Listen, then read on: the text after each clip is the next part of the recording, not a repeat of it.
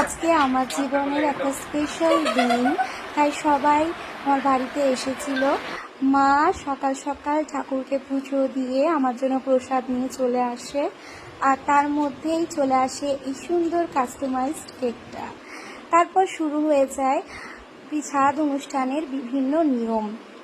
প্রথম নিয়ম হচ্ছে পাথর বাটিতে করে দুধ আর কলা নিতে হবে। সেই কলা আর দুধ আমাকে ঠাকুরমশাই একটু একটু করে 7 বার ধরে খাইয়ে দেবেন। একবার দুধ, তারপরে কলা, এইভাবে 7 বার খাওয়ার পরে আমাকে জল খেতে হবে। তো এই নিয়মটাও আমি পালন করি। জল খেয়ে নিলাম, প্রচণ্ড জল তেষ্টা পেয়েছিল, জল খেয়ে নিলাম। ঠাকুরমশাই আমার পাশের কালী মন্দিরের।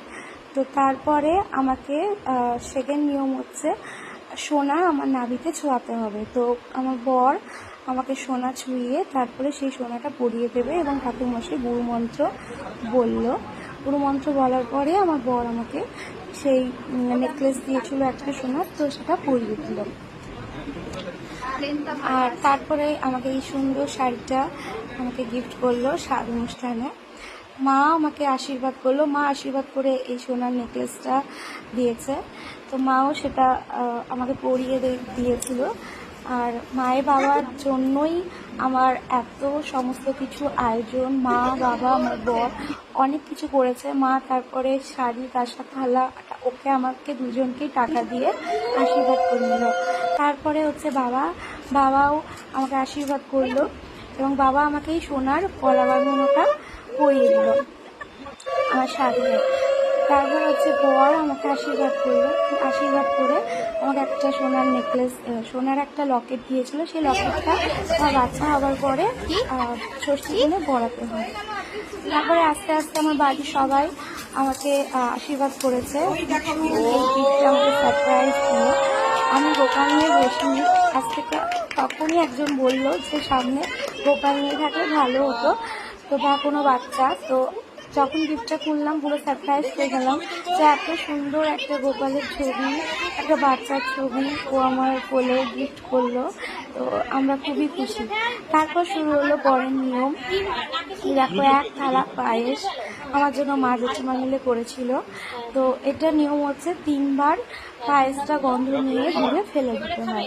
কতটা খেতে পেরেছি খেয়েছিলাম।